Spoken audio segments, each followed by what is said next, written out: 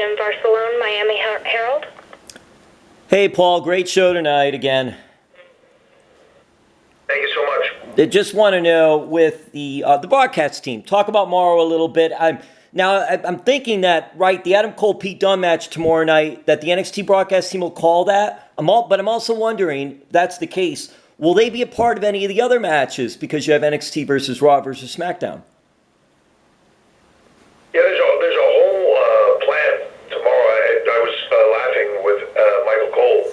So he controls those teams, and I was laughing with Michael Cole the other day. I was like, oh my God, there's like more announcers than there are, I think, talent going to be in the building. Like there's 48 announce teams for all these brands and all that stuff, and they're all going to call stuff. But yeah, Morrow will be there, Beth will be there, Nigel will be there, everybody's there.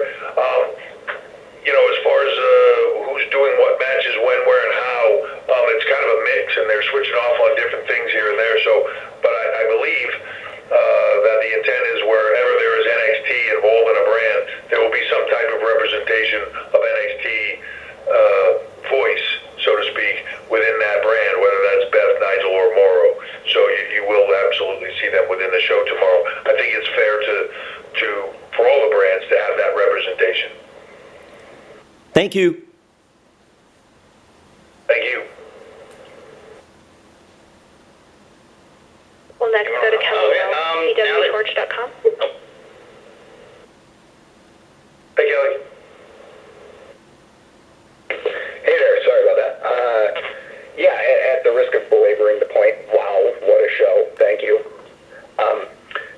So the women's You never match say that too much, by the way. Anybody that wants to get on the line and just say, wow, what a show, that's awesome. You say that all day. That bothers me. It sounds good. I do have more, but sounds good. The women's match tonight, it obviously did a great job of putting over Rhea, that's the obvious, and Dakota and Candice and Tegan, and I think a lot of these talents came out with, you came out of these matches with a lot more, a really clear direction of where these matches are going to go, whether they're on TV or on TakeOver, and War Games has always been good as a match, but this time it seemed like these long-term plans were in place, and in both of them you came out with much more intriguing stories than we did in the past. And I was just wondering if there was any creative force, whether they be on screen or backstage, that you would call out as being instrumental in the telling of these really engaging stories this year. So I think it's the whole team. For me to call out one or two people would be unfair. But there's a whole team and that includes the talent, that includes coaches and production people, and we collaboratively work together to make these things the best. I don't care where the idea comes from, whether the good ideas or not. Talent are just as much of the product and the collaborative effort of all of this, and to its success. I just think that there's an ebb and flow in the business, right? In that at moments in time, you need to tell the chapter of the story that gets you, oh my God, I can't believe that happened, and it gets me to the next chapter. Like, I can't wait to turn the page to the next chapter. But there also has to be those chapters that go like, wow, that was the end of this epic story, and I don't know where they're going to go next, but holy cow, that was almost like the season finale kind of thing. I think there's different moments of where you are with different shows, right? Sometimes you're going to do a show that feels like sort of the end of all this culmination of all these stuff, these different storyline beats, and then when you get there, man, they all hopefully delivered, and you feel satisfied with all of it, and then when you say, like, where are they going to go tomorrow? Like, wow,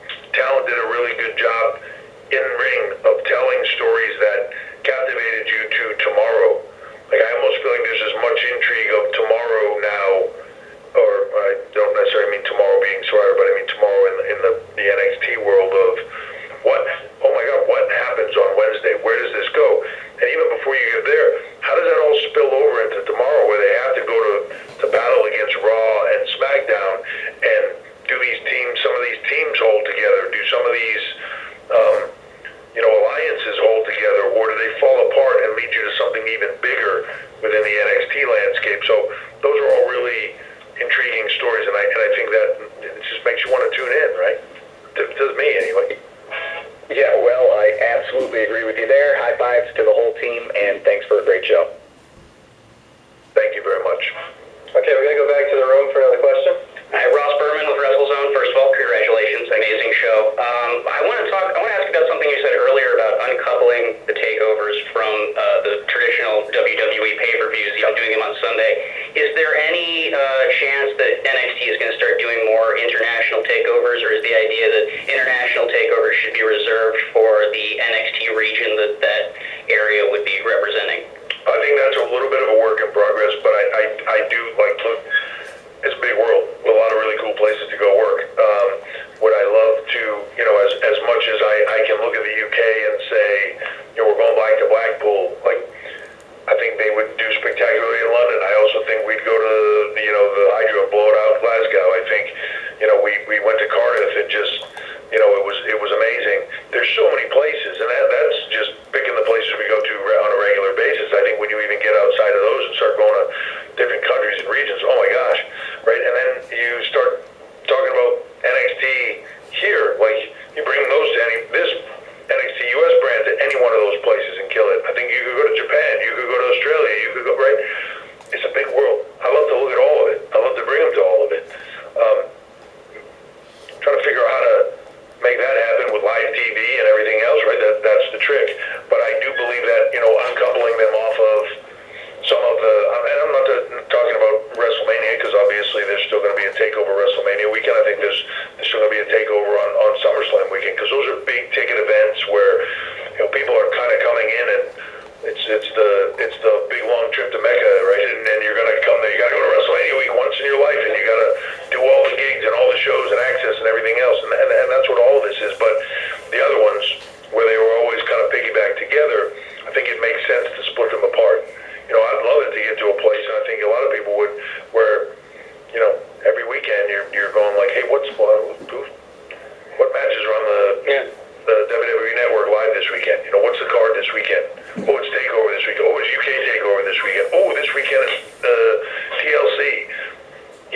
That's the kind of thing where I think when you start getting into that and live on a reoccurring basis like that and spreading that stuff out, the value increases dramatically.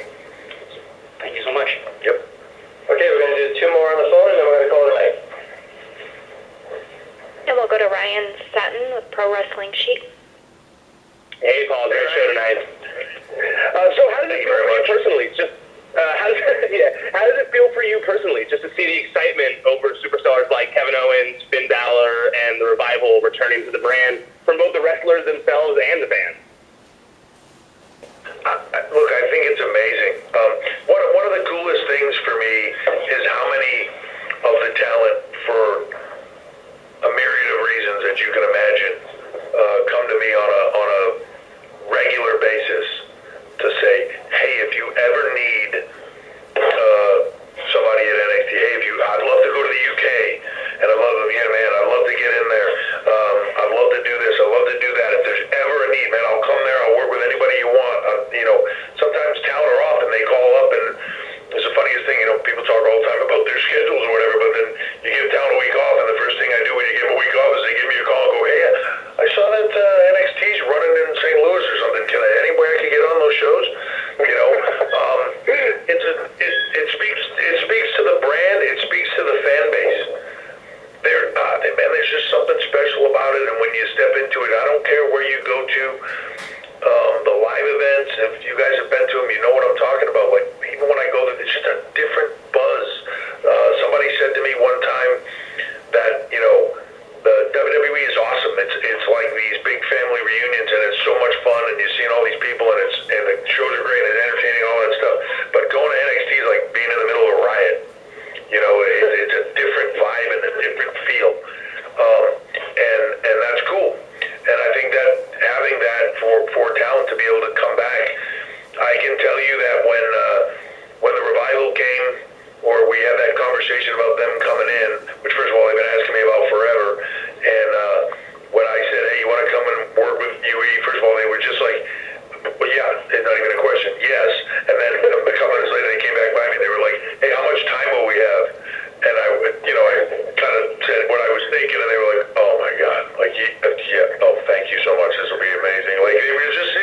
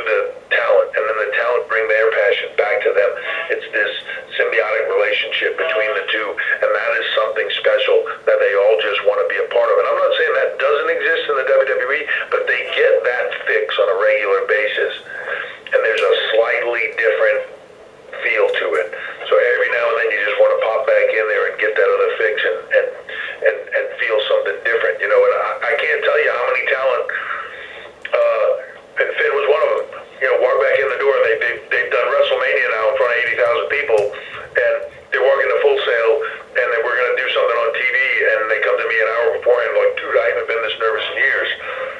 You know, it's a different vibe. It's a different world. That's awesome. Yeah, totally. Well, thanks again for doing this. Yeah, thank you. Okay, this will be the final question. We'll go to Sean Ross South, Fightful. Hey, Sean. Hey, Paul, thanks for taking the time. Obviously, NXT does things a little bit differently, but we saw Britt Baker, who works for a competitor, shown on the broadcast, a very clear camera shot on her, and even referenced on commentary. How do you kind of come to terms with that? And because it's not something that's done often. Yeah, so, look, I just had this conversation. I just saw her a minute ago, and I said it to Adam before I saw her. I was like, oh, dude, they took a shot. I swear this. The director that took the shot didn't know who it was. Just went to the woman in the crowd that was had the most concerned, crazy look on her face, and he took the shot.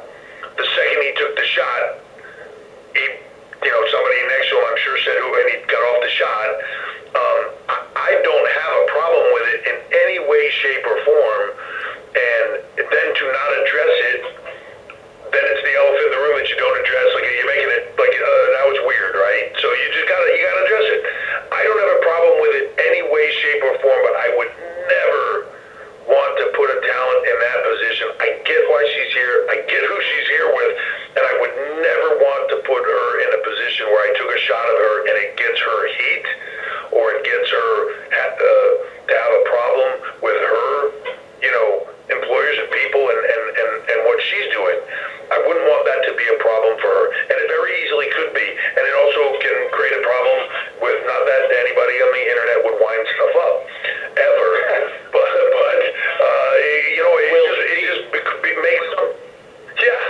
but it just makes something sometimes that is nothing, right? And so when I saw that at first, I was like, oh my God, was that just for it?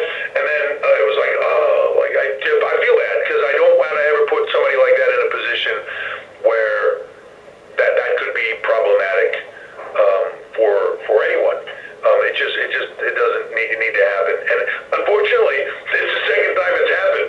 For whatever reason, I got to talk to the people, and everybody will not believe in this, and they will think this is absolutely not. But like the one other time, she was sitting right next to Steph, and we just took Steph in the camera shot. I don't know that anybody at that moment in time even knew who it was sitting next to Steph. They just thought it was somebody sitting next to Steph. But it's just one of those things, and while I don't have a problem with it at all, I don't even have a problem with it being on camera. I don't have a problem with it saying it. I just would never want it to be problematic for somebody else, because, look, I'm happy for her. She's got a good thing going on. She's killing it. She's doing a great job, and that's awesome. And I certainly would never want that to interfere with what she does.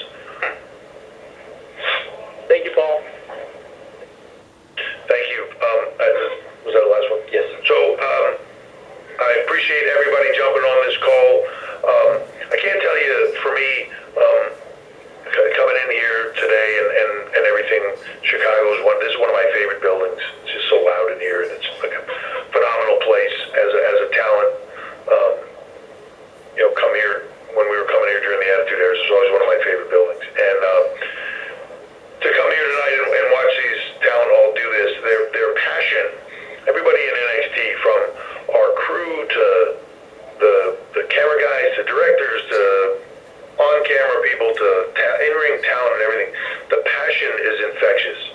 And I can't tell you enough that when I come here and I see everybody, how hard they work and the passion that goes into it, for me, it's inspiring, and it just makes me want to go 24/7 for them, to give them everything they ever wanted